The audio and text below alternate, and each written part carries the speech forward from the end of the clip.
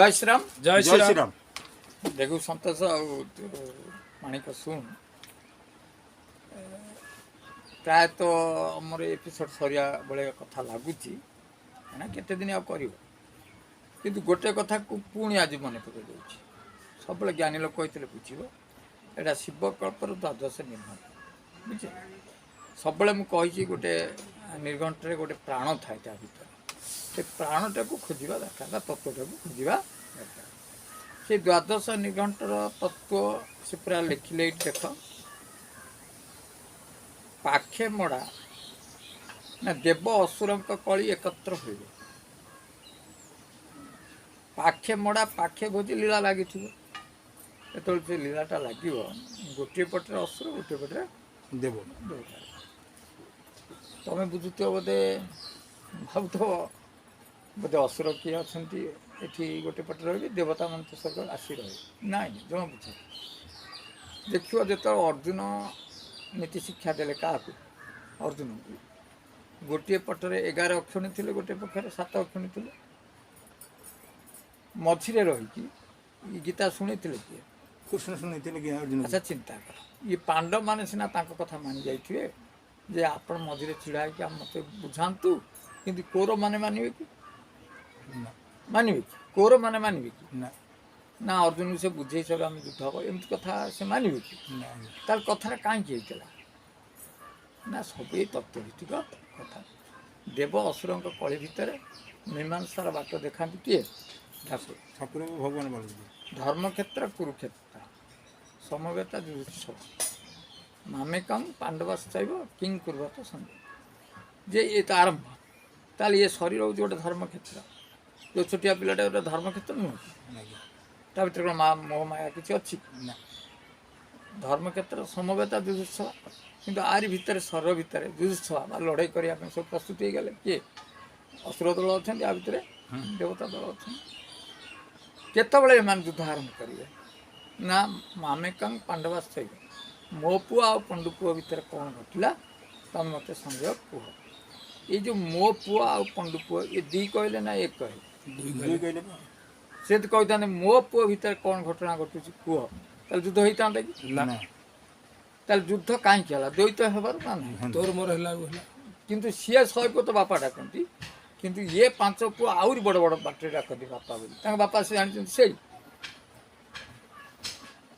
द्वैत आणले किए द्वैत झगड़ा है ना ना सी यदि कहीदे मो पुओ मान भर कौन हो कह युद्धटा केमती होता सी कहले मो पुओ आ पंडु पुओ भर कौन हो तपस्या ना ताल जो गोटे पिला ये जो बाल्य शरीर जो 12 वर्ष अतिक्रम करा भर तोर मोर सृष्टि हो तोर मोर सृष्टि हवा ठार आरंभ होगा गीता आउ कौन जदि ए बचार अच्छी तो तुम रथ दौड़ी देदेव क्या लगाऊ ठाकुर सी चले ये तो कथा जहाँ बुझ पर बुझ मो कथा बुझीगला ना ये तुम भाव ना जे देव असुर एकत्र हो पाखे मड़ा पाखे बुझी लीला लगी एमती हेल्ले संसार में चल ना गोटे पाखे लोक हणा हो गोटे लोक खाऊ धर तुम परिवार 30 जन 15 जन अच्छ 15 जन बच तादू 7-8 जन हणा भी आउ 6 जन से भोजी खाइब ना कौन एटा कौटी है एभली केमी से चिंताधारा ना तार तत्व चिंताधारा गला अनंत महिमा नुहे मुखरे प्रचार देव नारायण महिमा अपार ता महिमा कौन बुझे ता तत्वटा किए बुझीपार अनंत महिमा नुहे मुखरे प्रचार मुखर भी कहीपर अनुभव कथा अर्ध ऊर्ध मध्य प्रांत शास्त्र महिमा अर्ध ऊर्ध मध्य प्रांत शास्त्र महिमा त्रिगुण तेजिला प्राणी जाने सबू सीमा जे पंत तुम त्रिगुण तेजी न अर्ध गोटे सूत्र अच्छी ऊर्ध सूत्र अर्ध सूत्र मान गोटे गुण ऊर्ध भी गोटे गुण मध्य भी गोटे गुण ये त्रिगुण को तेजिकी जो प्रांत को जाऊँ से प्रांत कथा को ठाकुर मत देख ये तो समस्त जानते औम कौ साधु हेल्ले भी कौ मेथड से जानी किंतु प्रांत सूत्र 88 उपर जार विचार से किए जान से कहीं भी जानती ना ଜାଣିବାର ବାଟ ବି ନାହିଁ, କେବଳ ତାଙ୍କ କୃପା ବିନା ଅନ୍ୟ କେବେ ବି ସମ୍ଭବ ନୁହଁ। ଯେ ଆଦିଶକ୍ତି ଚାହିଁ ରହିଥିବେ, ଚଣ୍ଡୀ ଯିବେ, ଚଣ୍ଡୀ ବୁଲି ଯିବେ, ଆଦି ମାତା ଥିବେ ଚାହିଁ, ଏମିତି ଏତେ ବଡ଼ କଥା କହିବେ ନାହିଁ, ବୁଝିଲେ। ଯେ ଆଦିମାତା ଚାହିଁଥିବେ ଚଣ୍ଡୀ ବୁଲି ଯିବେ, ମାନେ ଆଦିମାତା ତାର ପ୍ରତିରୋଧ କରିବେ ନାହିଁ। ତାହେଲେ ସେଭଳିଆ ଲୋକ କିଏ? ନା ବ୍ରହ୍ମ ଛଡ଼ା ଆଉ କିଏ ଦ୍ୱିତୀୟ ଅଛନ୍ତି? ନା ତେଣୁ ସେ ବ୍ରହ୍ମ ପୁରୁଷ ବା ବ୍ରହ୍ମରୁ ଆସିଥିବା ପୁରୁଷ ବା ତୁମେ ବ୍ରହ୍ମଗୁରୁ ହିଁ ଏଇ ପ୍ରାନ୍ତ କଥା କହିପାରିବେ, ଆଉ ଦ୍ୱିତୀୟ କେହି କହିପାରିବେ ନାଇଁ କେହି ଅସମ୍ଭବ କହିପାରିବେ ନାଇଁ ନାହିଁ। ଏକଥା କେହି କହିପାରିବେ ନାହିଁ। କେହି ଅର୍ଦ୍ଧ କଥା କହିବେ, ଉର୍ଦ୍ଧ କଥା କହିବେ, ମଧ୍ୟ କଥା କହିବେ, କିନ୍ତୁ ପ୍ରାନ୍ତ କଥା ଯିଏ କହିବ ସେ ହେଉଛି ବ୍ରହ୍ମଗୁରୁ। ଆଜ୍ଞା ଆଥରେ କ'ଣ ହେଲା? ଠକିବା କଥା କିଛି ହେଉଛି? ନା ତମେ ବୁଝୁନା ଏଇ କଥା କୋଉଠି ଅଛି? ତ ଅଚାନ୍ତ ଲେଖିଦେଲେ ନା, ତ୍ରିଗୁଣ ତେଜିଲା ପ୍ରାଣୀ ଜାଣିବେ ସେ ସୀମା। ଗଲା। ତୃତୀୟ ହେଲା ପୂର୍ଣ୍ଣ ହେବ ଲୀଳା। ପୂର୍ଣ୍ଣ ହେବ ଲୀଳା ରାମ ହରି ହରି ଘୋଷ, ପଦାର ବିନ୍ଦରେ ସଦା ଶରଣ ତୁ ପଶ। ଏଠି ଶରଣ ଛଡ଼ା କିଛି ନାହିଁ। ସଂସାର ବାରିଧି ବ୍ୟାଧି ନିଶ୍ଚୟ ନାଶ ଯିବ, ଅଚ୍ୟୁତ ନିର୍ଘଣ୍ଟ ଲେଖେ ଭାବି ରାଧା ମାଧବ। ବା ବ୍ରହ୍ମକୁ ଧ୍ୟାଇକି এই କଥା ଗୁଡ଼ା ଲେଖିଲେ। ଏଇ ଏତିକି କରେ ତ ଲୀଳା ପୂର୍ଣ୍ଣ ହେବ, କଳିଯୁଗ ସରିବ, ପଦାରବିନ୍ଦ ଶରଣ ପଶେ, ସଂସାର ବାରିଧି କରିଯିବୁ, ସବୁ କଥା ଲେଖିଲେ। ତେଣୁ ଏଠି ତତ୍ତ୍ୱ ଲେଖିଛନ୍ତି ନା ଆଉ କ'ଣ ଲେଖିଲେ? ତତ୍ତ୍ୱ ଭିତ୍ତିକି ଲେଖିଛନ୍ତି ପୁରା ତତ୍ତ୍ୱ ଲେଖିଛନ୍ତି, ବୁଝିଗଲା। ଆଜ୍ଞା ଆଜ୍ଞା ତେଣୁ ସେ କଥା ଖୋଜିବ। ଏଠିକି ଦେଖ, ଅନ୍ୟ ଆଡ଼େ ବି ଯାଇକି ଦେଖିପାରିବ। ଏ ବାବା ଯାହା କହୁଛନ୍ତି ଏ କେତେ ଦିନ ମୋର ଅନୁଭବ ହେଉଛି କି ନାହିଁ, ମୁଁ ତାଙ୍କୁ ହୁଣ୍ଡାଳିଆ ହଁ ମାରି ଦେଉଛି କି ନାହିଁ, ମୁଁ ଦେଖୁଛ ନା, ମୁଁ କିଛି ଗୁରୁ ଭାବ ନେଉନି ନା, ତମ ସହିତ ହସ ଖୁସି କରୁଛି। ଯେ ଏଟାକୁ ଅନୁଭବ କର, ଅନୁଭବ କର। ଏ ଯେ 12 ବର୍ଷ କଲେ ସେବା ଗୁରୁ କହିଲେ କିଛି, ଇଏ ଗୁରୁ ସେ ନୁହଁ, ମୁଁ ତ ଗୁରୁ ନୁହଁ, ସେ 12 ସେବା କ'ଣ ହବ? ଆଜ୍ଞା ଇଏ ସ୍ୱୟଂ ବ୍ରହ୍ମଙ୍କର କୃପା।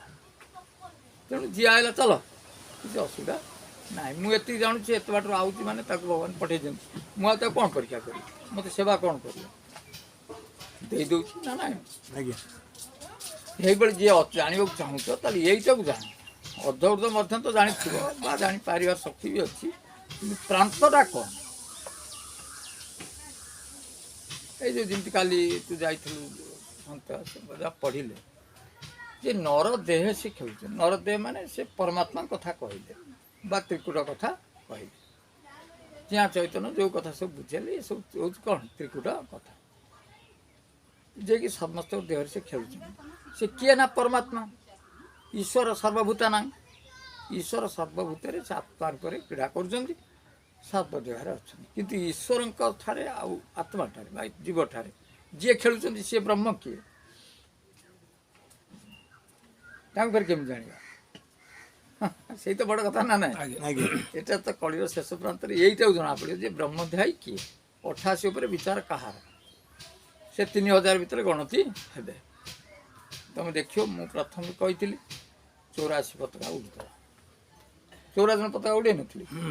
ସେଇଟା ସେତେବେଳେ ଗୋଟିଏ ଟ୍ରେଲର ଥିଲା, ଅର୍ଥାତ୍ ଗୋଟିଏ ପ୍ରାରମ୍ଭିକ ସୂଚନା ଥିଲା। ଏବେ ବି ସେଇ କଥା କହୁଛି, ସେଇ 84 ଜଣ ପତାକା ଉଡ଼େଇବେ। ସେ 84 ନୁହଁ, ସିଏ ତା ଦୂର ପଳେଇ ଯାଇଥିବେ 5-3 ଥିବେ, ଫେର ବି ଏବେ ନୂଆ ଆଉଛନ୍ତି 5-3 ଥିବେ, ଏମିତି ମିଶିକି 84 ଜଣ ଏ ପତାକା ଉଡ଼େଇବେ। ବୁଝିଲେ? ଯେଉଁଟା ସେ 16 ହାତ ପତାକା ଦେଖୁଛି ସେ ଏଠି ଉଡ଼ିବ। କେଉଁଠି? ବ୍ରହ୍ମଧ୍ୟାୟୀ। ବ୍ରହ୍ମକୁ ଜାଣିଗଲେ ସେ ପତାକାଟା ଉଡ଼ିଲା। ତାର ଅର୍ଥ ନୁହଁ ପଦାରେ ଉଡ଼େଇବା,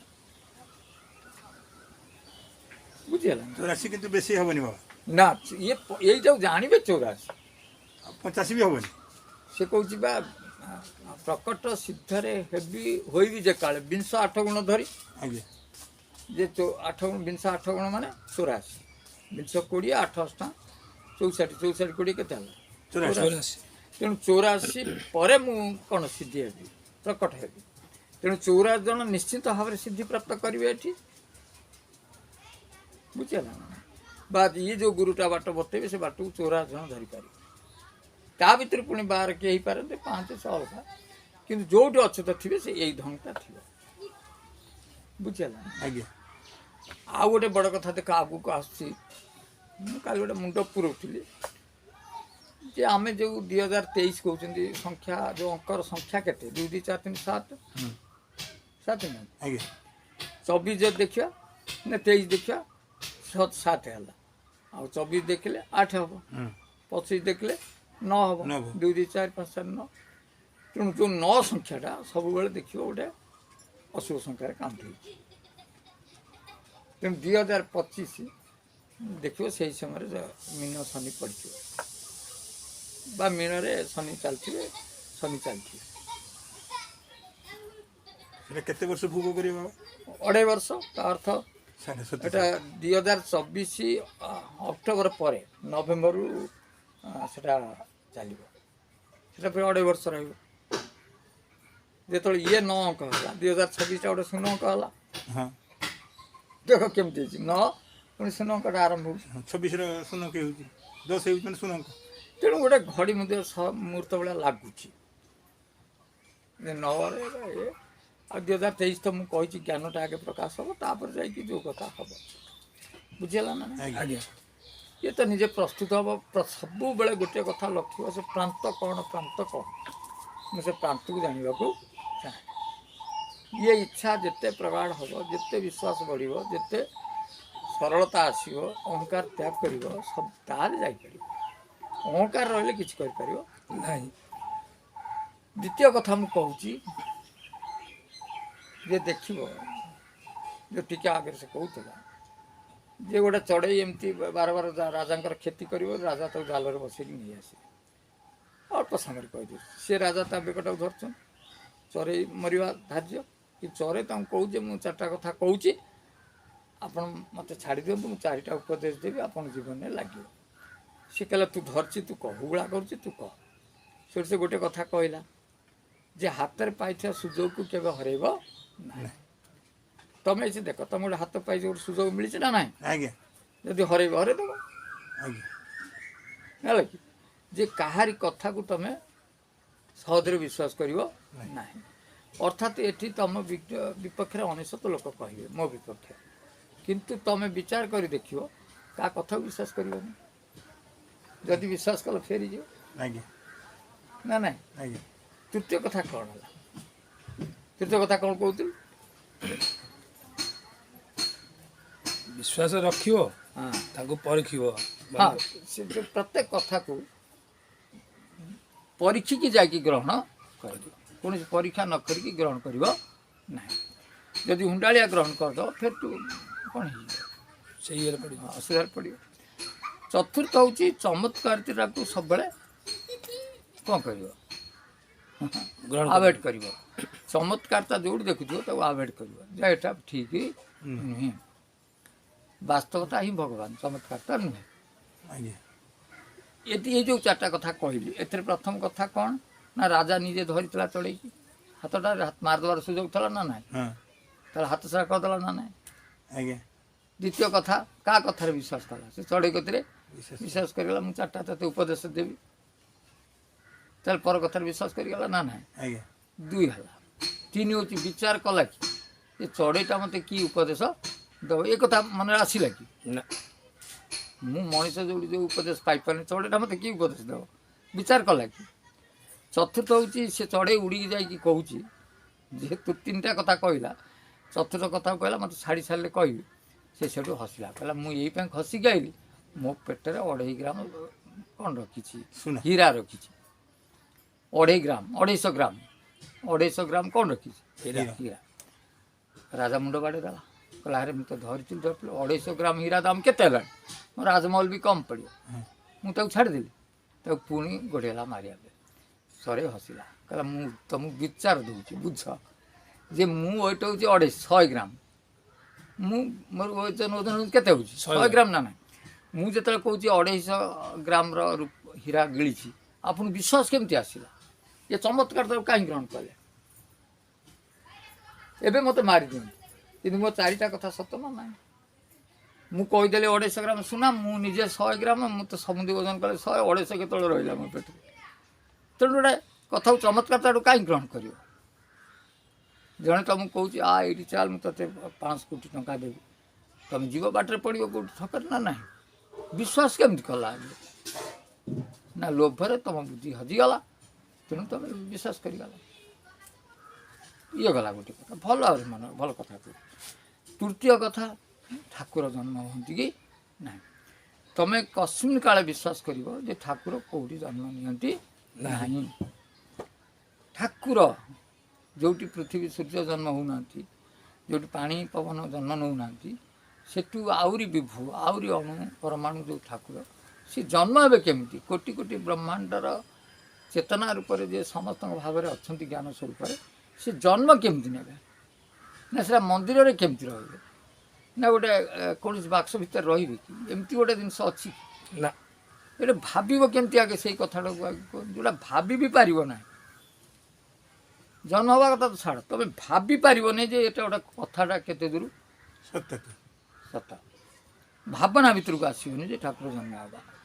କିନ୍ତୁ ଠାକୁରଙ୍କର ସବୁ କଳାର ଅଧିକାରୀ ହେଉଛନ୍ତି ଠାକୁର। ଉପେନ୍ଦ୍ର ଭଞ୍ଜ ବି ଠାକୁର କହିପାରିବ, କାରଣ ସେ ସେମିତି ସାହିତ୍ୟ ଲେଖିଛନ୍ତି। ତାଙ୍କ ଅଂଶବିଶ୍ୱାସ ଅଚ୍ୟୁତାନନ୍ଦ ଠାକୁର କହିପାରିବ, କିଏ ମନା କରୁନି। ସେ ସେରମ ତତ୍ତ୍ୱ ଲେଖିଛନ୍ତି, ଅଭିରାମ ପରମହଂସକୁ କହିପାରିବ, କାରଣ ସେ ସେମିତି ଜ୍ଞାନ ଦେଇଛନ୍ତି। ବିବେକାନନ୍ଦକୁ କହିପାରିବ। ସେ ଇଏ ତ ଗୋଟେ କଳା। ଇଏ ଯେଉଁ କେତେ ଜଣଙ୍କୁ କହିଲେ, ଇଏ କେବେ ନିଜକୁ ଠାକୁର କହିନଥିବେ, କାହିଁ କହିବା ପାଇଁ ଯିବେ? ଯିଏ ସେ ପୂର୍ଣ୍ଣ କଳାରୁ ଟିକେ କଳା ଆଣିଛି, ସେ ଜାଣିଛି ଠାକୁର କ'ଣ। ସିଏ କେମିତି କହିବ ମୁଁ ଠାକୁର? ସେମାନେ କେବେ କହିନଥିବେ। ତାଙ୍କ ଶିଷ୍ୟମାନେ ପରକ୍ଷଣେ ତାଙ୍କୁ ଠାକୁର ବୋଲି ଗ୍ରହଣ କରିଛନ୍ତି। ବା କରନ୍ତୁ, କିଛି କହିବାର ନାହିଁ, କାରଣ ସେ କଳା ଟିକେ ଅଛି। ଆଜ୍ଞା ଯାହା ନ ତ ତୁମେ ହୋଇଯାଏ।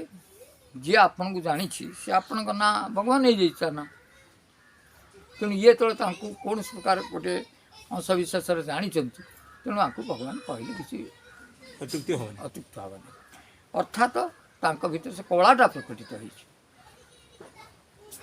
ଏ ଯେତେ ଜଣ କଥା କହିଲି ଯେଉଁ ମହାପୁରୁଷ, ଯେତିକି ଆମ ପାଖାପାଖି ବୁଝିପାରୁଛ, କିନ୍ତୁ ତାଙ୍କ ଭିତରେ ସେ କଳା ପ୍ରକଟ ହେବାରୁ ତାଙ୍କୁ ତୁମେ କହିପାର, ବା ମୋ ଭିତରେ ଯଦି ସେ ଜ୍ଞାନ ପ୍ରକଟ ହେଇଛି ମୋତେ କହିପାର। କିନ୍ତୁ ମୁଁ କ'ଣ ଜାଣିଛି ଠାକୁର ନା ନାହିଁ? ଆମେ ସୂର୍ଯ୍ୟରେ ଯେ ଛିଡ଼ା ହେଇପାରୁନୁ, ଯେଉଁ କିରଣକୁ ସହିପାରୁନୁ, ଇଏ ଚନ୍ଦ୍ର ସୂର୍ଯ୍ୟ ତ ଗୋଟିଏ ବ୍ରହ୍ମାଣ୍ଡର, ଇଏ କୋଟି ବ୍ରହ୍ମାଣ୍ଡର କର୍ତ୍ତା ନା ନାହିଁ? ଆଜ୍ଞା ଆଖି ବୁଝିଦେଲେ ଗୋଟିଏ ବିନ୍ଦୁ ଭିତରେ ଗୋଟିଏ ବ୍ରହ୍ମାଣ୍ଡ ପୁରୀ ରହିଛି, ତମେ କେତେ ବ୍ରହ୍ମାଣ୍ଡ ରହିଛି? ତାକୁ ଯିଏ ଜ୍ଞାନ ସ୍ୱରୂପରେ ଇଏ କରୁଛନ୍ତି ବ୍ରହ୍ମ, ସେ କ'ଣ ଗୋଟେ ବ୍ୟକ୍ତି ଭାବରେ ଜନ୍ମ ନେବେ? ନା ଆଜ୍ଞା ଗୋଟେ ବ୍ୟକ୍ତି ଭାବରେ ଜନ୍ମ ନେବେ, ସେ ମାରିବେ କାହିଁକି? ପ୍ରଥମ କଥା, ଠାକୁର ହାଣିବେ କାହିଁକି? ଗୋଟେ ବିପରୀତ ଶବ୍ଦ ଶୁଭୁନି। ଠାକୁର ସବୁ ହାଣନ୍ତି କେଉଁଠି ଦେଖି? ନା ଠାକୁର ହେଲେ କ'ଣ? ମଙ୍ଗଳକାରୀ, ଉଦ୍ଧାର କର୍ତ୍ତା। ତେଣୁ ଠାକୁର ସବୁବେଳେ ଜନ୍ମ ନେଇଛନ୍ତି ଉଦ୍ଧାର କରିବା ପାଇଁ, ଧର୍ମ ସଂସ୍ଥାପନା କରିବା ପାଇଁ, ସାଧୁମାନଙ୍କୁ ବଞ୍ଚେଇବା ପାଇଁ। ମାରିବେ କାହିଁକି? ଆଉ ବାବା ଏଇ ଯେ ସମୟ ବର୍ତ୍ତମାନ ଯେ ଚାହିଁ ଯେ ବିଭିନ୍ନ ପ୍ରକାର ସମ୍ପ୍ରଦାୟର ଯେଉଁ ଭକ୍ତମାନେ ସବୁ ଅଛନ୍ତି, ଏଇ ଯେଉଁ ଗୁରୁମାନେ ଅଛନ୍ତି ଯେଉଁମାନେ, ସେ କହୁଛନ୍ତି ଯେ ମାଳିକା ଲେଖିଛି ହାଣ ହେଇଯିବ, ମରିଯିବ, ଭାସିଯିବ, ସବୁ ନା ନା ନା କହୁଛନ୍ତି। ସେ କୁହନ୍ତୁ ଠିକ୍। ହଁ ଏଗୁଡ଼ା ଡରିକି ଲୋକ ଉପରେ ଭଲ ଜ୍ଞାନ ନେବା ଦରକାର। ଆଜ୍ଞା ସେ କଥା ବି ଭଲ ପ୍ରଚାର ହେଉଛି, କିଛି ଅସୁବିଧା ନାହିଁ। କିନ୍ତୁ ଲୋକ ପରିବର୍ତ୍ତନ ହେଇକି ଜ୍ଞାନକୁ ଗ୍ରହଣ କରିବା ଦରକାର ନା ନାହିଁ? ଧର ଆମେ ବାତ୍ୟା ଆସିଲା, ଆମେ ଗୋଟେ ନିରାପଦ ଘର ଯେମିତି କରୁଛନ୍ତି, ସେମାନେ କୁହନ୍ତୁ, ମିଛରେ କହୁନାହାନ୍ତି, ଅସୁବିଧା କ'ଣ ହେବ? 23ରେ ଚାଲିଯିବ, ତାପରେ ସେ ଚିନ୍ତା କରିବା କଥା କେମିତି ବଞ୍ଚିବି। କିନ୍ତୁ ଲୋକଙ୍କୁ ଏତେ କୁହେଇ ତାଙ୍କର ଧିଅ ଘଷିଆ ହେଇଗଲାଣି, ସେ ଆଉ ମାନୁନାହାନ୍ତି। ଅର୍ଥାତ୍ 80, 70, 80 ମସିହାରେ ମାଳିକାକୁ ଯେମିତି ଲୋକ ଗ୍ରହଣ କରୁଥିଲେ, ଆଜି ଲୋକ ଥଟ୍ଟା କରିସାରିଲେଣି। କାରଣ ଏଇମାନେ କହିକି କହୁଛନ୍ତି ହେଉନି, କହୁଛି ହେଉନି। ତେଣୁ ଲୋକ ଭିତରେ ଅବିଶ୍ୱାସ ଆସିଗଲାଣି ଯେ ନା ଏଗୁଡ଼ା ଭୁଲ, ଏଗୁଡ଼ା ତାଙ୍କ କୁଟୁମ୍ବ ପୋଷିବା କଥା କହୁଛନ୍ତି, କାରଣ ହେଉନି ତାଙ୍କ କଥାରେ ନା। ନିଶ୍ଚିନ୍ତ କିନ୍ତୁ ହବ, ସେ ଯେବେ ହବ। କିନ୍ତୁ ମୋ କମା ହେଉଛି ହଉ ବା ନ ହଉ, କିନ୍ତୁ ତା ପୂର୍ବରୁ ମୁଁ ମୋର ଠାକୁର ନାମ ଧରିଥିଲେ ଅସୁବିଧା କ'ଣ ହେଉଛି? ହଁ ମୁଁ ସେଇ ପରିପ୍ରେକ୍ଷୀରେ ଗୋଟେ ଛୋଟିଆ କଥା କହୁଛି, ଭାରି ପ୍ରାସଙ୍ଗିକ ଲାଗିବ। ମୁଁ ମୂଳରୁ କହିଛି ଭାଗ୍ୟ ବଡ଼ ନା କର୍ମ ବଡ଼। ଆଜ୍ଞା ମୁଁ ସବୁବେଳେ କହିଛି କର୍ମକୁ ସ୍ୱତନ୍ତ୍ରତା ଦେଇଛି, ଯେ ଭାଗ୍ୟ ତ ଭୋଗ ଦେବ ତୁମକୁ, କର୍ମ କରିବାର ସ୍ୱତନ୍ତ୍ରତା ଅଛି ନା ନାହିଁ? ଆଜ୍ଞା ଭାଗ୍ୟ କ'ଣ ଗୋଟେ କର୍ମ ଦେବ କି? ନା ଭାଗ୍ୟ କେବେ କର୍ମ ଦେବ ନାହିଁ। ନାହିଁ। କର୍ମ କଲେ ଭାଗ୍ୟ ତିଆରି ହେଉଛି, ଭାଗ୍ୟ ଦ୍ୱାରା କର୍ମ ତିଆରି ହେଉନି। ଭାଗ୍ୟ ଦ୍ୱାରା ଭୋଗ ତିଆରି ହେଉଛି। ଭୋଗ ବୋଇଲେ ମୋତେ କ'ଣ ଦଣ୍ଡ ମିଳିବ, ପାପ ହେଉ ବା ପୁଣ୍ୟ ହେଉ, ମୋତେ କ'ଣ ମିଳିବ? କିନ୍ତୁ ମୋ କର୍ମଟା ସ୍ୱତନ୍ତ୍ର। ଆଜି ସେଇ କଥାର ଆଉ ଟିକେ ବଞ୍ଚିତ କରି କଥା କହୁଛି, ଯେ ବିକ୍ରମାଦିତ୍ୟ ପାଖକୁ କର୍ମ ଦେବ ଆଉ ଭାଗ୍ୟଦେବୀ ଆସିଲେ, କର୍ମଦେବୀ ଭାଗ୍ୟଦେବୀ। ଯେ ଆପଣ କୁହନ୍ତୁ ଆମ ଭିତରେ କିଏ ବଡ଼? ବିକ୍ରମାଦିତ୍ୟ ଅଡ଼ୁଆରେ ପଡ଼ିଗଲେ, କହିଲେ ଠାକୁର ଗୋଟେ କାମ କର, ମୋତେ କିଛି ଦିନ ସମୟ ଦିଅ, 6 ମାସ ପରେ ଆସନ୍ତୁ, ମୁଁ ୟାର ଉତ୍ତର ଦେବି। ଯେଉଁ 6 ମାସ ରହିଲା ବିକ୍ରମାଦିତ୍ୟଙ୍କ ପାଖରେ, ସେଠୁ ସେ କ'ଣ କଲେ ନା ସେ ରାଜବସାକୁ ଓହ୍ଲେଇ ଦେଇକି ଗୋଟେ ଛଦ୍ମବେଶରେ ସେ ରାଜ୍ୟରୁ ପଳାଇଗଲେ। ସେ ବୁଲିବାକୁ ଚାହିଁକି ଦେଖୁଥିଲେ ଯେମିତି କାହାର ମୃତ୍ୟୁଦଣ୍ଡ ଆଗକୁ ଅଛି କି, କାହାର ମୃତ୍ୟୁଦଣ୍ଡ ଆଗକୁ ଅଛି କି, ଏଇଭଳି ଗୋଟିଏ ଲୋକକୁ ସବୁ ଖୋଜୁଥିଲେ ଛଦ୍ମବେଶରେ। ସେ ଗୋଟିଏ ଜାଗାରେ ଶୁଣିବାକୁ ପାଇଲେ ଗୋଟେ ରାଜା ଝିଅ ତାର ମୃତ୍ୟୁ ନିର୍ଘଣ୍ଟ ସମୟ ଜ୍ୟୋତିଷମାନେ ଦେଇଦେଇଛନ୍ତି, ଅମକେଇ ଦିନ ସେ ସର୍ପାଘାତରେ ମରିବ, ଅମକେଇ ଦିନ ସର୍ପାଘାତରେ ମରିବ। ଇଏ ଗୋଟେ ପଏଣ୍ଟ ପାଇଗଲେ ଯେ ଜଣଙ୍କର ମୃତ୍ୟୁ ନିର୍ଘଣ୍ଟ ହେଇଛି, ଆମେ ଏଇଠି ଦେଖିବା ଭାଗ୍ୟଟା ବଦଳୁଛି କି ନାହିଁ। ଆଉ ଜଣେ ସେମିତି ଗୋଟେ କ'ଣ ତାକୁ କହନ୍ତି, ଯେଉଁ ସୌଦାଗରର ପୁଅ, ତାର ମୃତ୍ୟୁ ନିର୍ଘଣ୍ଟ କରାହେଇଛି ଯେ ସମୁଦ୍ର ଭିତରେ ବୁଡ଼ିକି ମରିଯିବ। ବୁଝିଲେ, ସୌଦାଗର ମାନେ କ'ଣ ବ୍ୟବସାୟ କରନ୍ତି, ବ୍ୟବସାୟ ଏଇଟା ନିର୍ଘଣ୍ଟ ଅଛି। ଇଏ ଯାଇକି ସୌଦାଗର ପାଖରେ ପହଞ୍ଚିଲା। ସେ କହିଲେ କୁଆଡ଼େ କେମିତି ଆସିଲେ, ଆପଣ ତ ଭଦ୍ରଲୋକ ଭଳି ଦେଖାଉଛି। କହିଲେ ନାଇଁ, ମୁଁ ଜ୍ୟୋତିର୍ବିଦ୍ୟା ଜାଣିଛି, କିଛି ଜାଣିନି। କହିଲେ ଏମିତି ଘଟଣା, ମୋ ପୁଅଟିର ଏମିତି ମୃତ୍ୟୁ ଯୋଗ ଅଛି, ଆଉ ମୁଁ ତ ବହୁତ ଦୁଃଖିତ ରହୁଛି, ପୁଅ ବି ଏକଥା ଜାଣିନି, କେମିତି ଆମେ ତାକୁ ଜଣେଇବୁ। ରାଜା ବି ତା ଝିଅକୁ ଜଣେଇନି, ସେ ଅମକେଇ ଦିନ, ସେ କେବଳ ବାପା ମା' ଜାଣିଛନ୍ତି। ସେ କହିଲେ ଏଇଟା ତ ଖଣ୍ଡନ ହେଇପାରିବ। କହିଲେ ଏଇଟା ଆପଣ ଖଣ୍ଡନ କରିଦେବେ? କହିଲେ ହଁ, ଖଣ୍ଡନ ହେଇପାରିବ। କହିଲେ ଆପଣ ଯାହା ମାଗିବେ ଦେବେ? କହିଲେ ନାଇଁ, ମୋତେ ପ୍ରତିଦିନ 1000 ସୁନା ମୁଦ୍ରା ଦେବେ। କହିଲେ 1000 ସୁନା ମୁଦ୍ରା ତୁମେ ଗୋଟେ ଦିନକୁ ନେବ? କହିଲେ ଦିଅ। ସେ କହିଲେ ଆଉ ଠିକ୍ ଅଛି। ସେଠୁ ଏ 1000 ସ୍ୱର୍ଣ୍ଣ ମୁଦ୍ରା ସେ ନେଲେ, ପ୍ରତିଦିନ ନେଇ କାହାକୁ ଦେଲେ? ତା ପୁଅକୁ ଦେଲେ। କହିଲେ ତୁ ବାପା ଯେତେ ପାରୁଛୁ ଗରିବ ଲୋକଙ୍କୁ ବାଣ୍ଟ, ଗରିବ ଲୋକଙ୍କୁ ବସ୍ତ୍ର ବାଣ୍ଟ, ଭୋକିଲା ଲୋକକୁ ଖାଇବାକୁ ଦିଏ, ବ୍ରାହ୍ମଣମାନଙ୍କୁ ଦାନ ଦିଏ, ଆଶ୍ରମମାନଙ୍କୁ ଯାଇକି ସନ୍ଥମାନଙ୍କୁ ଆଶ୍ରମ କରିଦିଏ। ତୁ କେବଳ ଟଙ୍କା ଏହା ଖର୍ଚ୍ଚ କର, ଯେତେ ପାରୁଛୁ ଟଙ୍କା ଖର୍ଚ୍ଚ କର। ମୁଁ ତ ତୋତେ 1000 ଦେବି ନା ଡେଲି ସ୍ୱର୍ଣ୍ଣ ମୁଦ୍ରା, ତୁ କର ଖର୍ଚ୍ଚ, ତୋ ବାପା ଜାଣିବନି। ସେ ସବୁ ଖର୍ଚ୍ଚ କର। ଦେଖ, ମୁଁ ବୁଝିବାକୁ ଚେଷ୍ଟା କର, ସେ କଲା।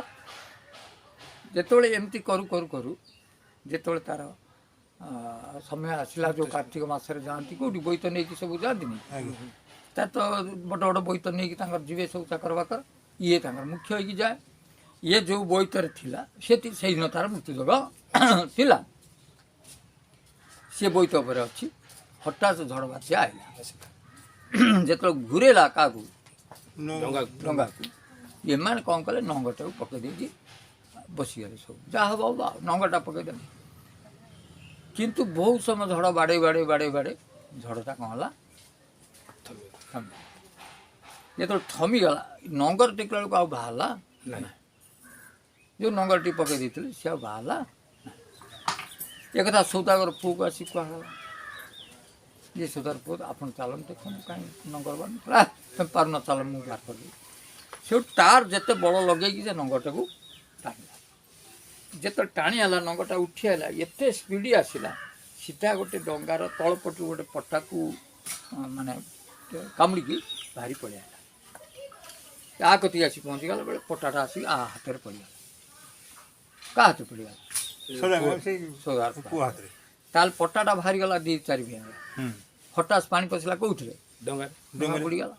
ଡଙ୍ଗା ଥିବା ଲୋକ ମରିଗଲେ, କିନ୍ତୁ ଆ ହାତରେ ଅଛି କ'ଣ? ପଟାଟା ଅଛି। ସବୁ ପଟାରେ ପହଁରି ପହଁରି ପହଁରି ପହଁରି କୂଳ ଧରିଲା। ବୁଝିଲେ, କୂଳ ଧରିକି ଆସିଲା ପରେ ପୁଣି ତାର ଘରେ ଘଟା କ'ଣ ନା ଏମିତି ହେଇଗଲା, ଗଲା ଗଲା, ମୋ ପୁଅ ତ ବଞ୍ଚିଥା, ଆଉ କ'ଣ। ତାପରେ ସୌଦାଗରକୁ କହିଲା, ମୁଁ ଏବେ ଯାଉଛି, ତୋ ପୁଅ ତ ଆଜି ମୃତ୍ୟୁ ନିର୍ଘଣ୍ଟ ଥିଲା, ମଲାନି, ବଞ୍ଚି କି ନା, ଯା, ଆଉ କିଛି ହବନି, ତା ମୃତ୍ୟୁ ଚାଲିଗଲା ଆଉ ନା ନାଇଁ। ଆଜ୍ଞା, ମୁଁ ବୁଝଉଛି, ତାପରେ ତାର ରେଜଲ୍ଟ କହୁଛି। ତାପରେ ସେଠି ଗଲା ରାଜା ଝିଅ ଠିକ୍ ସେଇ କଥା କହିଲା, ମୁଁ ଦାୟିତ୍ୱ ନେଲି, ଆପଣଙ୍କ ଝିଅକୁ କାମୁଡ଼ିବ କାହିଁକି ତାହେଲେ କ'ଣ କରିବ ନା, ମୋତେ ପ୍ରତିଦିନ 1000 ସ୍ୱର୍ଣ୍ଣ ମୁଦ୍ରା ଦେବ। କହିଲେ ଏଟା ଝିଅକୁ ତ ନେବିନି, ଝିଅ ଜାଣିକି ଦେଲେ ଓଡ଼ାଟେ ପଡ଼ିଯିବ, ସେ ଆଗେ ମରିଯିବ ତା ଶୁଣିକି। କହିଲେ ନାଇଁ ନାଇଁ, ମୁଁ ଝିଅ ପାଖରେ ଝିଅକୁ ଜଣେଇବି। ବିଶ୍ୱାସ କର ସେଠୁ ସେ ଝିଅକୁ ପୁଣି ସେ ରକମ ଦାନ ଦେଲା, ଦକ୍ଷିଣା ଦେଲା, ବସ୍ତ୍ର ଦେଲା, ମାନେ ଯେତେ ଯାହା ସବୁ ପୁଣ୍ୟ କାର୍ଯ୍ୟ ତା ହାତରେ କରେଇଲା। ଦିନେ ସେ ପୁଣ୍ୟ କାର୍ଯ୍ୟ କରୁଛି ତାଙ୍କ ସହଚରୀମାନଙ୍କ ଦେଖିଲା ଗୋଟେ ସାପକୁ ଗୋଟେ ନେଉଳ ମାଡ଼ି ବସିଛି, କାମୁଡ଼ିକି ମାରିଦେବା ପାଇଁ।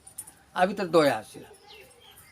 ଯେତେବେଳେ ଦୟା ଆସିଲା ଇଏ ଯାଇ କହିଲା ତ ଦେଖ ସେ ନେଉଳଟା ଗୋଡ଼ା ସେ ସାପଟାକୁ ନିର ସାପଟାକୁ ମାରିଦେଉଛି। ଇଏ ଗୋଟେ ସହଚରୀମାନେ ବାଡ଼ି ଫାଡ଼ି ନେଇ ଗୋଡ଼ାଗୋଡ଼ି କଲା, ନେଉଳ ବଣକୁ ପଳେଇଲା। ସାପ ଅଳ୍ପ କ୍ଷତ ବିକ୍ଷତ ହେଇଥିଲା, ତାକୁ ସେ ସେଇଠି ତାର କିଛି ଔଷଧ ଯେଉଁ ବ୍ୟବସ୍ଥା କରିକି ତ କ୍ଷୀର ଫୀର କିଛି ପିଇବାକୁ ଦେଲେ, ପାଣି ଫାଣି, ତାପରେ ସବୁ କିଛି ଛାଡ଼ିଦେଲା। ସେ ସାପଟା ଯେ ବଞ୍ଚିକି ପଳେଇଲା, ତା ବାପ ମା ଯିଏ ଯେଉଁ ବଡ଼ ସାପ ନାଗ, ସେଇ ତା ବାପା ଆକୁ ଦଂଶନ କରିବାର ଥିଲା। କାହାକୁ? ସେ ଝିଅକୁ ସେ ଝିଅ ଝିଅକୁ ଦଂଶନ କରିବାର ଥିଲା। ସିଏ କଥା ପ୍ରତ୍ୟକ୍ଷ ଦେଖିଲେ, ବୁଝିଲେ? ସେ କହିଲେ ଆଉ ମୁଁ ତାକୁ ଦଂଶନ କରିବି ନାହିଁ। ଅର୍ଥାତ୍ ଦଂଶନ ଯେଉଁଦିନ 12ଟା ବେଳେ ଦଂଶନ ହେବ ରାତିରେ, ସେ ଗଲା ବି ନାହିଁ ନା ଦଂଶନ କଲା ନାହିଁ। ଯେ ତା ପୁଅକୁ ବଞ୍ଚେଇଛି। ଆଚ୍ଛା ଦେଖ ଭାଗ୍ୟ। ତା ପରଦିନ ରାଜା କତିକି ସୁଧା ରାଜା ପାଖକୁ ଗଲେ, କହିଲେ ଆପଣ ଝିଅ କୀତ ହେଲାନି? ନା କୀତ କାମ ହେଲାନି। କହିଲେ ଆଉ ଦେଖ ଆଉ ତାର ମୃତ୍ୟୁ ଆସିବ ନାହିଁ। ଯେମିତି ତାର ସ୍ୱାଭାବିକ ମୃତ୍ୟୁ ଆସିବ। ତାହେଲେ ଏଇ ଦୁଇଟା କଥା ମୁଁ କାହିଁକି କହିଲି ନା, ମୁଁ ୟାର ତମକୁ କହିଲି ଯେ କର୍ମ ଯଦି ସୁଧୁରିଯିବ, ଇଏ କର୍ମକୁ ସୁଧୁରିଲା ନା ନାହିଁ? ପ୍ରତିଦିନ ଦାନ ଦେଲା, ପ୍ରତିଦିନ ଦକ୍ଷିଣା ଦେଲା, ପ୍ରତିଦିନ ଗରିବକୁ ଦେଖିଲା, ସାଧୁ ସନ୍ତୁକୁ ଦେଖିଲା, ବ୍ରାହ୍ମଣକୁ ଦେଖିଲା। ସେପଟରେ ଭୋଗିବାର ଥିଲା ଯାହା ଭୋଗେଇ ଦେଲା କି ଏ କର୍ମ? ନା ବୁଝିବାକୁ ଚେଷ୍ଟା କରେଇ ଦେଇଛି କି? ନା ତାକୁ କରିଦେଲା କି? ନା। ବୁଝିବା।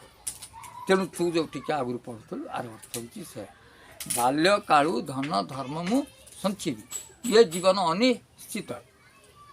ଯଦି ମୁଁ ଛୋଟବେଳୁ ମୋର ହେତୁ ପାଇଲା ଦିନରୁ ମୁଁ ମୋ ଭାଗ୍ୟଟା ଜାଣିଛି କି? ନା। ମୋ ଭାଗ୍ୟରେ ଜନ୍ମ ସର୍ପଘାତ ଅଛି କିମ୍ବା କେଉଁଠି କେମିତି ଗାଡ଼ି ଆକ୍ସିଡେଣ୍ଟ ଅଛି, ମୁଁ କିଛି ଜାଣିଛି? ନା। ଯଦି ମୁଁ ପ୍ରତିଦିନ ଏଇ ଦାନ ଦକ୍ଷିଣା ଦେଉଥିବି, ପ୍ରତିଦିନ ଗରିବମାନଙ୍କୁ କିଛି ଖୋଉଥିବି, ପ୍ରତିଦିନ ମୋ ବଳକା ପଇସାରେ ବସ୍ତ୍ର ଖଣ୍ଡେ କାହାକୁ ଦେଉଥିବି, ତାହେଲେ ଆଗକୁ ଥିବା ଏ ବିପଦ ମୋର ଖଣ୍ଡନ ହେବ ନା ନାହିଁ? ଖଣ୍ଡନ ହବ।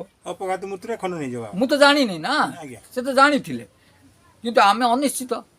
କିନ୍ତୁ ପ୍ରତିଦିନ ନିଶ୍ଚିନ୍ତ କର୍ମ ଯଦି ଆମେ କରିବା, ଭଲ କର୍ମ, ନାମ ଗାଇବା, ଯାହାକୁ ହେଲେ ଖାଇବାକୁ ଦିଟା ଦେବା, କାହାକୁ ବସ୍ତ୍ର ଖଣ୍ଡେ ଦେବା, ସାଧୁ ସନ୍ତୁକୁ ମାନ୍ୟ କରିବା, ବ୍ରାହ୍ମଣକୁ ମାନ୍ୟ କରିବା, ଆଦେହରେ ପଇସା ପଡ଼ୁଛି କି? ନା। ଆଜ୍ଞା। ଯଦି ମୁଁ ପ୍ରତିଦିନ କରି କରି ଚାଲୁଥାଏ, ମୋ ଭାଗ୍ୟରେ ଯଦି କିଛି ଭୋଗିବାର ଥାଏ, ତାର ଖଣ୍ଡନ ହେବ ନା ନାହିଁ? ହବ ନିଶ୍ଚୟ। ଯଦି ଭଲ ବି ହେବାର ଥାଏ, ତାର ଆହୁରି ଭଲ ହେବ ନା ନାହିଁ? ନିଶ୍ଚିତ। ଆଜ୍ଞା। କଥା ହେଉଛି ସାଧୁ ସନ୍ତମାନେ ଏଇ କଥା ବୁଝାନ୍ତି, ବାପା ତୁ ଏଇଆ କର, ତୁ ଜାଣିନୁ ତୋ ଭାଗ୍ୟ କର। ଯଦି ଭାଗ୍ୟ କିଛି ଖରାପ ଥାଏ, ତାହେଲେ ଦେଖିବୁ ଏଥିରେ ଖଣ୍ଡ ନେଇଯିବ ନିଶ୍ଚିତ। ନା ନାହିଁ? ଆଜ୍ଞା। କେତେ ବଢ଼ିଆ କଥା ନା ନାହିଁ? ବହୁତ। ତାପରେ 6 ମାସ ପରେ କର୍ମ ଆସିଲେ ଆଉ ଭାଗ୍ୟ ଆସିଲେ, ଯେ ଆପଣ କୁହନ୍ତୁ କିଏ ବଡ଼? ସେ କହିଲେ ଭାଗ୍ୟ ବି ବଡ଼, କର୍ମ ବି ବଡ଼। ଦେଖ ମୋତେ କେହି ପରେ ଯୁକ୍ତି ଦେଖେଇବନି ଆପଣ ଆଗରୁ ଗୋଟେ କଥା କହୁଥିଲେ ବଦଳେଇ ଦେଲେ କାହିଁକି? ନାଇଁ ନାଇଁ, ବିଚାର ଉଭୟ ବଡ଼, ଭାଗ୍ୟ ବି ବଡ଼, କର୍ମ ବି ବଡ଼। କର୍ମ ଦ୍ୱାରା ଭାଗ୍ୟ ବି ପରିବର୍ତ୍ତନ ହେବ, ଭାଗ୍ୟ ଦ୍ୱାରା କର୍ମ ବି ପରିବର୍ତ୍ତନ ହେବ। ତେଣୁ ଆଙ୍କୁ ଛୋଟ ବଡ଼ କରିବା ଆବଶ୍ୟକ ନାହିଁ। କର୍ମ ବି ଭଲ, ଭାଗ୍ୟ ବି ଭଲ। ବା ବଡ଼, ସେ ଉଭୟ ଖୁସି ହେଇକି ଗଲେ। ସେଇ ଭାଗ୍ୟ ପରେ ଆଉ ଗୋଟେ କଥା, ଛୋଟିଆ କଥାଟେ କହିଦେଉଛି, ଟିକେ ଡେରି ହଉ, ଆମେ ତ କରିବା ଲାଷ୍ଟ ଏପିସୋଡ଼ ବୋଧେ ଭାବୁଛୁ ନା କ'ଣ? ଆଜ୍ଞା। ନା ଥାଉ, ପରେ ଯେତେବେଳେ ଆମକୁ ଭଲ ବୁଦ୍ଧି ତେପନ ଅଙ୍କରେ ଆସିବ ଭଲ କଥା କହିବା। ଆଜ୍ଞା। ବର୍ତ୍ତମାନ ପାଇଁ ସ୍ଥଗିତଟି ରହିବ। ସିଏ ଦୁଇ ଭାଇ ଭଉଣୀ ଥିଲେ, ସେ ମୁଁ କହିଲିନି ସେ ଏପିସୋଡ଼ଟାକୁ ବନ୍ଦ କରିଦେଲି। ଏଇ ଯେଉଁ ଦୁଇ ଭାଇ ଭଉଣୀ ଥିଲେ, ମାନେ ଭାରି ଗରିବ ଘର ପିଲା, କିନ୍ତୁ ଭଉଣୀଟି ବହୁତ ସୁନ୍ଦର ଦେଖିବା ପାଇଁ, ଅତି ଗରିବ ପିଲା। ତା ବାପା ବି ଭାରି ମୂଲ୍ୟାସନ ପିଲା ଲୋକ, ତା ମା ବି ଅତି ଦୁଃଖୀ ଘର ଆଉ କ'ଣ। କିନ୍ତୁ ଝିଅଟି ଯେତେବେଳେ ଅତି ସୁନ୍ଦରୀ ପାଠ ପଢ଼ୁଥିଲା, ସେତେବେଳେ ବହୁତ ଧନୀ ଘର ଲୋକ ଯେଉଁ ପାଖରେ ଥିଲେ, ସିଏ ଆସିକି ଆକୁ କହିକି କହିଲେ ତୁ କାହିଁକି ଗରିବ ଘରେ ତାକୁ ପଢ଼େଇ ପାରୁନୁ, ତୁ ଆମକୁ ଦେଇଦିଏ, ଆମ ପୁଅ ତାକୁ ବାହା ହେବ, ଆମ ଘରେ ପାଠ ପଢ଼ିଲା। ଅର୍ଥାତ୍ ତାର 15-16 ବର୍ଷ ଭିତରେ ତାକୁ ଗୋଟେ ବଡ଼ ଘରକୁ ବାହା କରିଦେଲା। କିଏ? ତା ବାପା। ଯାହା ଯେମିତି ଦେଇକି ରାଜିରେ ନେଇଗଲା। ସିଏ ଯେତେବେଳେ ଯାଇକି ଗରିବ ଘର ପିଲା ପହଞ୍ଚିଲା କେଉଁଠି? କୋଟିପତି ଘରେ। ଆର ଗରିବପଣଟାକୁ ଭୁଲିଗଲା, ତାର ଅହଙ୍କାର ପଶିଗଲା, ଯେ ମୋର 50ଟା ଗାଡ଼ି ଅଛି ଇଏ ଅଛି ମୋର ଏତେ ଧନ ସମ୍ପତ୍ତି ଆଉ ତା ମନ ବାପ କତିକି ଆସିଲାନି ତା ଭାଇ କତିକି ଆସିଲାନି ଏ ଗରିବ ପଣିଆକୁ ସେ ଅନେଇଲାନି ବୁଝିଛ ନା ଠିକ୍ ସବୁବେଳେ କହିଛି ଭଉଣୀ ସବୁବେଳେ ଭାଇ କତିକି ଧନ ଥାଏ ଭାଇ ଯଦି ଗରିବ ହବ ଭଉଣୀ ଅନେଇବ ନାଇଁ ଭାଇ ବଡ଼ ଲୋକ ହେଇଯାଉ ଭଉଣୀ ତା ପଛରେ ଗୋଟେ ମନେ ରଖିଥା ଏ ସୃଷ୍ଟିରେ ଏମିତି ବାପ ମା ଅକସ୍ମାତ ମରିଗଲେ ପରେ ପିଲାଟି 14 ବର୍ଷ ଭାଇଟି ଅଛି ସାନ ଭାଇ ବୁଝିଲେ କେମିତି ଚଳିବ ତାହେଲେ 12-14 ବର୍ଷର ପିଲାଟି କାହା ଘରର ଗୋବର କାହାଡ଼େ କାହା ଗାଈ ନେଇକି ବିଲକୁ ଯା ଏମିତି ଭାବରେ ତା ପେଟକୁ ପୋଷିଲା ପାଠ ତ ପଢ଼ି ପାରିଲାନି ତାପରେ ଯେତେ ବଡ଼ ବଡ଼ ହେଉଥାଏ ସେମିତି ଟିକେ କାମ ମଜୁରୀ କରି 50-100 ରୋଜଗାର କଲା ଏମିତି କରିକି ତା ଘର ଟିକେ ଛାଇବ ଯେତେବେଳେ 22-23 ବର୍ଷ ହେଇଗଲା 21 ବର୍ଷ ସିଏ ଗୋଟେ ଗରିବର ଝିଅ ଦେଖିକି ବାହା ବି ହେଲା ତେଣୁ ଇଏ ଯେତେବେଳେ ବାହା ହେଲା ଆର 2ଟା ପିଲା ବି ହେଲେ ଛୋଟ ଛୋଟ ପିଲା ୟାର ଭିତରେ ତା ଭଉଣୀ କେବେ ଆଗକୁ ଡାକିନି ଆଉ ଗରିବ ପଣିଆକୁ ତ ଚାହୁଁନି ଆଉ ସେ କଥାଟାକୁ ଭୁଲି ଯିବା ପାଇଁ ଚାହୁଁଛି ଆଉ ଯଦି ସେ 5 ଯାହା ଥିବେ ସେମାନେ ଯେଉଁ ଷ୍ଟାଣ୍ଡାର୍ଡ ଘରକୁ ଆସିଛନ୍ତି ଆଗଟା ସେୟା ନୁହଁ ନା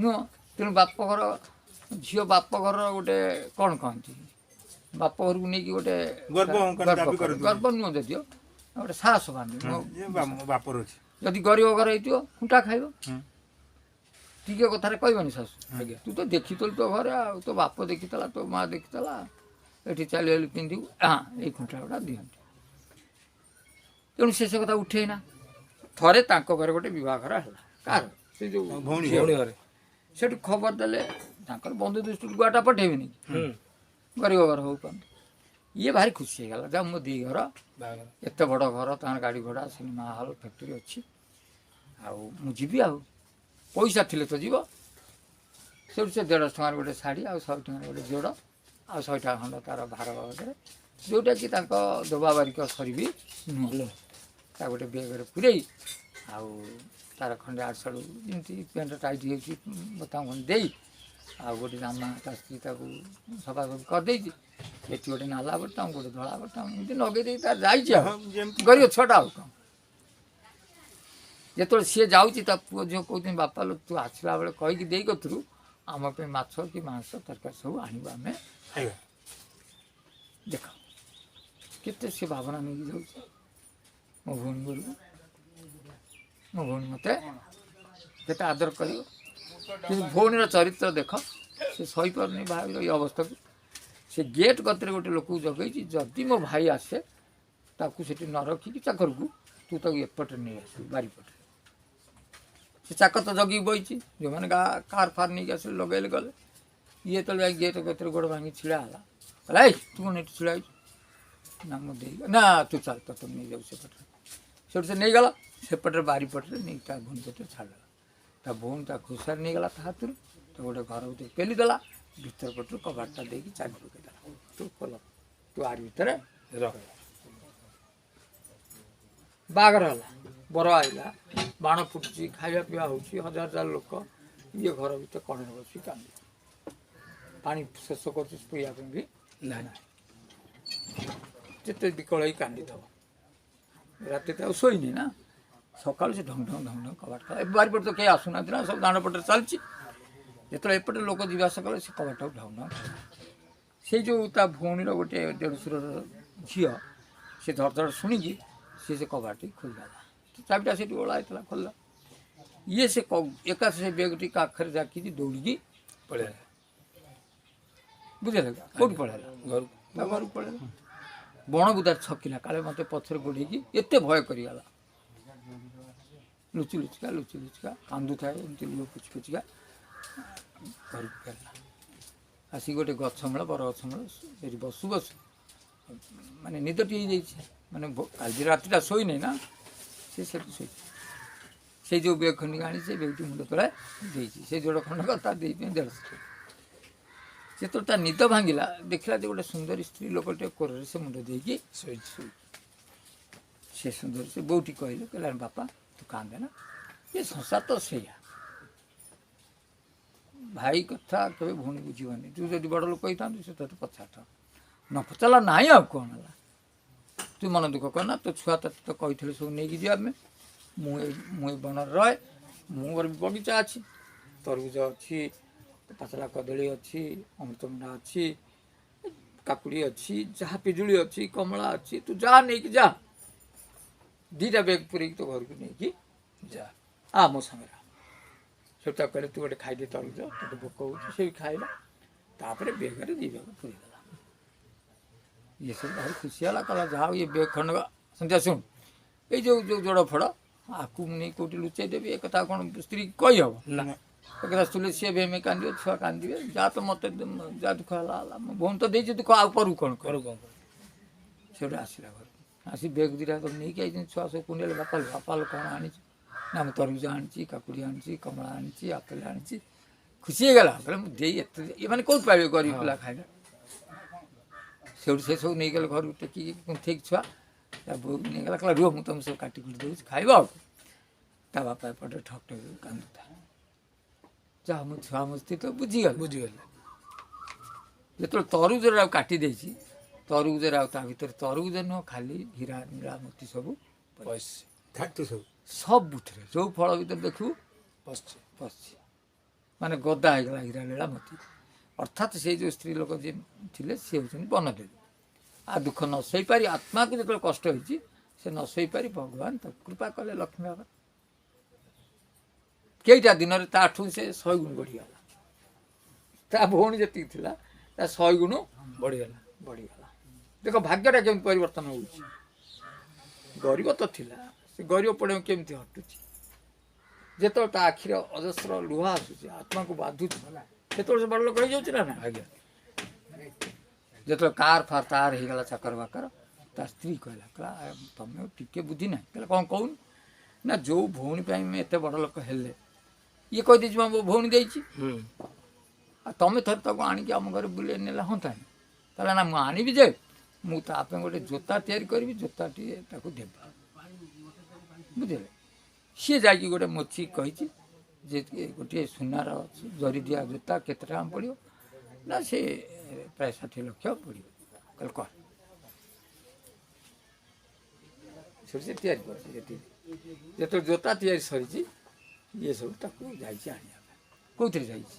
ଗାଡ଼ି ନିଶା 2ଟା ଚାକର ନେଇକି ଯାଇଛି। ସେ ବି କୁଣ୍ଡେଇ ପକେଇଛି, ଭାଇ ଆଉ କହିଲା ନା ଯିବି କ'ଣ, ମୁଁ ଗାଡ଼ି ନେଇକି ଆସିଛି, ତୁ ମୋ ସହିତ ଚାଲ, ତୋ ଭାଉଜ 2 ଦିନ ରହିକି ଆମ ଘରେ ଆସିବ। ସେଠି ତା ଭଉଣୀ ନେଇକି ଆସିଛି। ତା ଭଉଣୀ ଦେଖିଥିଲା ଯୋଉ ଆଭିଜାତ୍ୟ, ଏଠି ଦେଖିଲା ତାଠୁ କେତେ ଆଭିଜାତ୍ୟ ଆହୁରି ବହୁତ ଦେଖିଲା। ଆଜ୍ଞା ରହିଲା, ଖାଇଲା ପିଇଲା, 2 ଦିନ ପରେ କହିଲା ମୁଁ ଯିବି। କିନ୍ତୁ ଆଉ ଭାଇ ଭଉଣୀ କଥାବାର୍ତ୍ତା ହଉନାହାନ୍ତି। ଖୋଲା ଖୋଲି କାହିଁକି ହେବେ, ସିଏ ତ ତା ଲାଜ କଥାଟା କହୁନି ନା। ହଁ ଇଏ ତ କହିଛି ମୋ ଭଉଣୀ ଦେଇଛି, ଇଏ କିଏ କାହାକୁ କହିବ। ହଁ ସ୍ତ୍ରୀ କିନ୍ତୁ ଖୁସି ହେଇକି ତା ଯେତେବେଳେ ସହ- ଗାଡ଼ି କତିକି ତା ଭଉଣୀ ଛାଡ଼ିବା ପାଇଁ ଗଲା, ଇଏ ଛୁଆ ଗଲେନି, ସ୍ତ୍ରୀ ଗଲାନି। ସେଠି କହିଲା ଦେଇଲୋ ମୁଁ ତୋ ପାଇଁ ଗୋଟେ ଜିନିଷ ଆଣିଛି, ତୁ ନେଇକି ଡାକିଥିଲା ବେଗରେ। ସେ ଜୋତା ହଳ କହିଲା ମୁଁ ସୁନାର ଜୋତା ଆଣିଛି, ତୁ ଆକୁ ମଡ଼େଇକି। ସେଠି ଯେମିତି ଦେଖିଦେଲା ସୁନାର ଆଲୁଅ କାହାର, ତା ଭଉଣୀ ବଦଳିଲା। ଆରେ ଯାହାକୁ ମୁଁ ପାଣି ମୁଣ୍ଡେ ଦେଲିନି, ଗୋଟେ ଘରେ ବନ୍ଦ କରି ରଖିଲି, ସେ ମୋ ପାଇଁ ଜୋତା ତୁ ଆଣିଛୁ ଆଜି।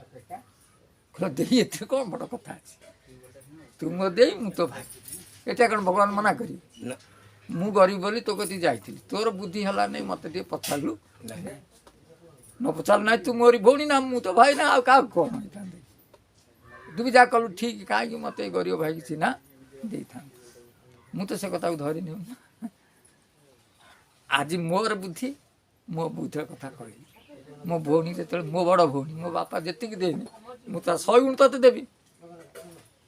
ଆଉ ମୁଁ କାହିଁ ଭାବିବି ଯେ ତୁ ସେଦିନ ମୋତେ ଖାଇବା ପାଇଁ ନଦେଲୁ ବା ଗାଳି ଦେଲୁ କି ପାଇଁ ମୁଁ ତତେ ଖରାପ ପାଇବି, ଏ ଭୁଲ ବୁଦ୍ଧି କାହିଁ ମୁଁ କରିବି। ମୋ କାମ ହେଉଛି ମୋ ଦେଇକି ମୋର ଦେବି ମୋ ଦେଇ ମୋତେ ଭଲ ନ ପାଉ, ସେଟା ତ ତା କଥା। ଆଉ ଦେଇ ଭଲ ପାଇଲେ ମୁଁ ତାକୁ ଭଲ ପାଇବି, ଇଏ କ'ଣ ଅର୍ଥ। ଏତେ ଦବା ନବା ସଂସାର। ମୋ ଦେଇ ତାର ବୁଦ୍ଧି ହେଲାନି, ବିଚାର ହେଲାନି, ମୋତେ ଭଲ ପାଇଲାନି, ମୁଁ ଧନୀ ହେଇଗଲି କ'ଣ ମୋ ବିଚାର ପଡ଼ିଗଲା। ତୁ ମୋ ଦେଇ ନା ନାହିଁ। ଆଜ୍ଞା ଦିନେ ସୁନା ଜୋତାରି ମଡ଼େଇକି ଗଲା ଯେ ଠକ୍ ଠକ୍ ଲୁହ ଗଡ଼ୁଛି, ଅନେଇକି ଗଲା। ଇଏ ତ ମଣିଷ ଜୀବନ ନା ନାହିଁ। ଆଜ୍ଞା ଭାଗ୍ୟ ପରିବର୍ତ୍ତନ ହେଉଛି ନା ନାହିଁ। ଆଜ୍ଞା ନା ଇଏ ଗରିବ ଥିଲାବେଳେ ଯେଉଁ ବିଚାର ଥିଲା, ଧନୀ ହେଇଗଲା ପରେ ବିଚାର ବଦଳିଛି କି ନା, କିନ୍ତୁ ତାର ବିଚାର ବଦଳିଗଲା। ଗରିବ ଘରୁ ଯାଇ ଧନୀ ଘରେ ବିଚାର କରିଗଲା। ତେଣୁ ମାଣିକ ତୁ ଗୋଟିଏ କଥା ତୋ ଜୀବନ କଥା କହିଛୁ, ଗୋଟିଏ ପଏଣ୍ଟ କହୁଛି ଯେ ଯେଉଁଥିପାଇଁ ତୋତେ ଠାକୁର ବୋଧେ ଏଇଥିପାଇଁ ପଠେଇଥିବେ, ଇଏ ହେଉଛନ୍ତି 6 ଭାଇର, ବୁଝିଲେ ନା? ଆଜ୍ଞା। 6 ଭାଇରୁ ଇଏ ହେଉଛି ଫୁଲାବାଙ୍କିଆ। ଆଜି ବି ଯେମିତି ଦେଖୁଛ ସେ ପୁରା ଫୁଲାବାଙ୍କି କିଛି କରେ ନା। ତା ସ୍ତ୍ରୀ ସହିତ ଗଣ୍ଡଗୋଳ ହେଲା, କ'ଣ ତା ପାରିବାରିକ, ତା ସ୍ତ୍ରୀ ତ୍ୟାଗ କରିଦେଲା 7 ବର୍ଷ, ପିଲାଙ୍କୁ ନେଇ ପଳେଇଗଲା। ତା ଶ୍ୱଶୁରର ବଡ଼ ଲୋକ, ଅର୍ଥାତ୍ ଇଏ ସେତେ ଫିଲ୍ କଲା ନାହିଁ, ଖାଲି ରାଜନୀତିରେ ବୁଲିଲା, ଏଇ ଯେଉଁ ଘଟଣା କଲା। ଅନ୍ୟ ଭାଇମାନେ ଖଟୁଥିବେ, ତାଙ୍କ ରୋଜଗାର କରୁଥିବେ। ଇଏ ଯେତେବେଳେ ରାଜନୀତି ଆସେ ଘରକୁ, ଯେ ଦେଖିଲା ଯେ ଭିନ୍ନ ହେଇଯାଇଛି, ମାନେ ଇଏ ବି ଭିନ୍ନ ହେଇଛି। ଆର ସ୍ତ୍ରୀ ନାହିଁ, ଆକୁ ମାନେ ତାଙ୍କ ଆଡ଼େ ମୁଢ଼ି ଅଛି, ମୁଢ଼ି ସେରେ ଦିଶରେ ଦେଇଛନ୍ତି, ଆ ବାଟ ଏତିକି ଦେଇଛନ୍ତି। ସେ ଆସିଲା ଦେଖିଲା ଯେ କ'ଣ ହେଇଛି ନା ଭିନ୍ନ ହେଇଯାଇଛି, ତୁ ଖାଇବୁ ସେ ତାର ଖାଇବୁ। ଇଏ ଘରକୁ ଯାଇ ଶୋଇ କାନ୍ଦି, ମାନେ ଦୁଃଖ ହେଇଥିବ ନା ନାହିଁ? ଦୁଃଖ ହେଇଛି। ମୋତେ ଟିକେ ପଚାରିଲେ ନେଇ ବି ନାହିଁ। ସେ ମୁଢ଼ି 2-4 ଥର ଖାଇକି ଶୋଇଲା। ସେ ମୁଢ଼ି ଦିନେ ଖାଇଲା, 2 ଦିନ ଖାଇଲା, 3 ଦିନ ବେଳକୁ ମୁଢ଼ି ଅଛି କି? ମୁଢ଼ି ସଇଲା, ସ୍ତ୍ରୀ ଅଛି କି କହିଲା। ଶେଷରେ ତା ବଡ଼ ଭାଉଜ କତିକି ଗଲା। ତା କହିବା କଥା ଯେ ମୁଁ ଥରେ ଲୁହରେ କାନ୍ଦିକି ଲୁହ କରିଦେଇ ଯେ ଭାଉଜ ତୁ ମୋତେ କୁଞ୍ଚେଇ ଚାଉଳ ଦେ, କୁଞ୍ଚେଇ ଚାଉଳ ଦେ। ଦେଖ ସେ କହୁଛି ଦେଇଥାନ୍ତି ଯେ ମୁଁ ଯେତିକି ରୋଷେଇ ତ ସେତିକି ରଖିଛି, ଆଉ ଗୋଟିଏ ବସ୍ତା ଚାଉଳ ସିଲେଇ ହେଇଛି, ତାକୁ ଯଦି ଖୋଲି ଦେଇ ପୋକ ହେଇଯିବ। ଅର୍ଥାତ୍ କୁଞ୍ଚେ ଚାଉଳ ଦେଲା। ତ ତାରି ଭାଉଜ ତାର ଜଣକୁ କେତେ ବାଧିଥିବ। ବହୁତ 2 ଦିନ ହେଲା ଖାଇନି, ଏ କୁଞ୍ଚେ ଚାଉଳ ମାଗୁଛି, ଭାତ ରାନ୍ଧିକି ଖାଇବୁ। ଖାଇ। ଚିନ୍ତା କର ଜଣେ ହୃଦୟକୁ କେତେ ବାଧିଥିବ, ଆତ୍ମାକୁ। ଫେରୁଛି ତା ଲୁହ ପୋଛିକି, ଆଉ ଗୋଟେ ବଡ଼ ବାପାର ପୁଅ ଭାଉଜଟି ଡାକିଲା, କହିଲା ଗଣେଶା ଗଣେଶା ଏଠିକା, କ'ଣ ହେଇଛି ରେ ତୋ ମୁହଁ ଶୁଖିଛି, ତୁ ଖାଇନ କି? ସେ ନା ନା ନା ତୁ ବୁଝୁଛୁ ତ, ମୁଁ ଦେଖେ ତ ଜ୍ୱର ହେଇଛି କି ନାହିଁ, ତୁ ଏତେ ମୁହଁ କ'ଣ ଶୁଖି ଯାଇଛି। ତାକୁ ଡାକିକି ସେ ତ ଖାଇବାକୁ ଦେଇଛି। ଆଉ ଜଣେ ଆଗେ ଖାଇସାର, ବୁଧାଟା ଖାଇସାର, କ'ଣ ତାହେଲେ ଆକୁ କେତେ ଆହୁରି କାନ୍ଦ ମାଡ଼ିଥିବ। ସେ ଜାଣିପାରିଲା, ସେଠୁ ଗହୁଣିଏ ଚାଉଳ ତାକୁ ନେଇଯା, ଏହାକୁ ରୋଷେଇ କରିକି ଖାଇ। ଏତେ ରୋଷେଇ କରି ଖାଇଥିବ, ତାହେଲେ କଥାଟା ଆତ୍ମା ନେଇ କେଉଁଠି ଲାଗିଥିବ? ଠାକୁର ପାଖରେ। ତା 2 ଦିନ 3 ଦିନ ପରେ ରୋଷେଇ କରି ଖାଇକି ତ ବାଙ୍ଗଲାରୁ ପଳେଇଲା। ସେଇଦିନ ତା ରୋଜଗାର କଲା। ତାର କାମ ହେଉଛି ସମସ୍ତଙ୍କୁ ଖାଲି ଦେଇଦେବା। ଏମିତି ଚରିତ୍ର ମୁଁ କେଉଁଠି ଦେଖିନି। ସେ ଖାଲି ଦେଇ ଶିଖିଛି, ଖାଲି ଦେଇ ଶିଖିଛି, ଏପର୍ଯ୍ୟନ୍ତ ବି ଖାଲି ଦେଇ ଜାଣିଛି। ସେ ଭଲ ପିଲା। ତେଣୁ ତା ଦ୍ୱାରା ଏଠି ଉନ୍ନତି ହେବ, ଏଟା ନିଶ୍ଚିନ୍ତ କଥା, କେହି ବନ୍ଦ କରିପାରିବେନି। ତା ହୃଦୟର ଦର ଯେମିତି ସେ ଯେଉଁ ଭାଇର କଥାକୁ ଠାକୁର ଛୁଇଁଲା, ଏ ହୃଦୟ ଦର କଥାକୁ ବେଳେବେଳେ ଠାକୁରଙ୍କ କତିକି ତା କଥା ପଳେଇଛି। ସେ ଯେଉଁ କଥା କହୁଛି ମୁଁ ତ ଖୋଲିବିନି, କିନ୍ତୁ ତାହା ସତ୍ୟ ହେବ। ସତ୍ୟ ତା ପାଇଁ ହେବ, କିନ୍ତୁ ସିଏ କେବେ ରଖିବ ନାହିଁ। ମଣିଷ ପରିସ୍ଥିତିର ଦାସ। ତେଣୁ ପରିସ୍ଥିତି ଯେଉଁଭଳିଆ ଯିଏ ଫେସ୍ କରିଛି, ତାକୁ ଭଗବାନ ସେମିତି କୃପା କରିଛି। ଏଇ ରତ୍ନା ବି ଆସି ପହଞ୍ଚିଲା। ତାକୁ ଆଜି ଦେଖିଲା ବେଳକୁ କାଲି ବିଗୁଡ଼ୁଥିଲି, ଖାଲି କୋଠା ଉପରେ ଚାଲିଛି, କୋଠା ତାର କାମ, ଆଉ ଏଠିକି ଏତେ ସମୟ ଦେଉନି। କିନ୍ତୁ ତା ଜୀବନ ଶୁଣିଲେ ତମେ କାନ୍ଦି ପକାଇବ ଯେ ତାର ସାବତ ମା, ଇଏ ସାନ ମା ଯେତେବେଳେ ଆଇଛି, ଇଏ ହେଉଛି ସାବତ ମା, ଛୋଟିଆ ପିଲା। ଇଏ ଦୌଡ଼ି ଦୌଡ଼ି, ଆମେ ବି ଯାଉ ସ୍କୁଲକୁ ପଢ଼ିବା ପାଇଁ, ଯେତେବେଳେ ରିସେସ୍ ଘଣ୍ଟା ବାଜେ ଦେଖିବା, ସେତେବେଳେ ସେ ଆସେ, ସମସ୍ତେ ପଳେଇ ଆସନ୍ତି ଦୌଡ଼ିକି, ଘରେ ଖାଇକି ପଳେଇ ଯାଉ। ସିଏ ଯେତେବେଳେ ତା ଘରକୁ ଦୌଡ଼ିକି ଯିବ, ସେତେବେଳେ ସାବତ ମା ଜାଣିକି ଲିପୁଥିବ, ଯେ ହାତ ଧୋଇକି ଆଉ ତାକୁ ଦବନି ବୋଲି ଜାଣିକି ଲିପୁଥିବ। କି ବୋଉ ଖାଇବା ପାଇଁ ଯେ ଲିପିବ, ସେଇଠୁ ଲୁହ ଠକ୍ ଠକ୍ କରି କାନ୍ଦିବ, ଆଉ 2 ଗ୍ଲାସ୍ ଖଣ୍ଡେ ପାଣି ପିଇକି ଫେର ଦୌଡ଼ିକି ପଳେଇ ଆସିବ। ଏଇ ରତ୍ନା ଛୋଟବେଳର କଥା। ଫେର ବି ଯେତେବେଳେ ତା ବାପା କଲିକତାରୁ ଆସେ, ଆକୁ ତ ବଡ଼ ପୁଅଟା ନା, ଫେର ଗୋଟେ ସିନା ବାହା ହେଇଛି, କିନ୍ତୁ ମମତା ରହିଛି ଆକୁ ଯଦି 10 ଟଙ୍କା 20 ଟଙ୍କା ଦେଇଥିବ, ସେ ମା କ'ଣ କରିବ, ଫଟ୍ କିନା ଆକୁ ସେ ହାତରୁ ଛଡ଼େଇ ନେଇକି ତାକୁ 10 ପଇସାଟେ ଦେଇଦେବ। ଏତେ ଟଙ୍କା ନେଇକି ତୁ କ'ଣ କରିବୁ, ଦେଇଥିବ। ସେ 10 ପଇସାକୁ ଆଣେ, 10-15 ପଇସା, ସେତେବେଳେ 10 ପଇସା 5 ପଇସା ଚଳୁଥିଲା, ଆଣିକି ରାଗିକି ସେ ମା ସେଇଟାକୁ ଫୋପାଡ଼େ। ଅର୍ଥାତ୍ ଏଇ ଯେଉଁ ଦେବୀ ପୂଜାରେ ଆମେ ପେଁ କରି ଯେଉଁ ବଜାଉ, ସେ ଜୀବନ ଦିନ 1000 ଟଙ୍କାଟିଏ ପାଇନଥିଲା ବା ପଇସା। ତା ଦୁଃଖ ହେଇଛି ନା ତା ଜୀବନ, ଆଜି ତାକୁ ଠାକୁର ଦେଉଛନ୍ତି ନା ନାହିଁ? ଅର୍ଥାତ୍ ସେଇ ଯେଉଁ ଲୁହ ଟୋପାଟା ତା ଠାକୁରଙ୍କୁ ସ୍ପର୍ଶ କରିଛି। ସେଇ ଲୁହ ଟୋପାରେ ମୁଁ କୁଣ୍ଡଳୀ ଜାଗ୍ରତ କରିଛି। ସେଇ ଲୁହ ଟୋପାରେ ତୁ ବି ଧନୀ ହବୁ, ସେଇ ଲୁହ ଟୋପାରେ ସେ ବି ଧନୀ ହବ। ଯେଉଁ ଅର୍ଥରେ ମୁଁ ତ ଧନ ପାଇଁ କାନ୍ଦି ନଥିଲି, ମୁଁ ଠାକୁର ପାଇଁ କାନ୍ଦିଥିଲି। ତମେ ତ ସେଇ ଅଭାବ ପାଇଁ କାନ୍ଦିଥିଲ, ଦେଖିବ ତମକୁ ବିରାଟ ବିରାଟ ଧନୀ ଠାକୁର କରିଦେବେ। ବହୁତ ସମୟ ହେଇଗଲାଣି। ଜୟ ଶ୍ରୀରାମ। ଜୟ ଶ୍ରୀରାମ।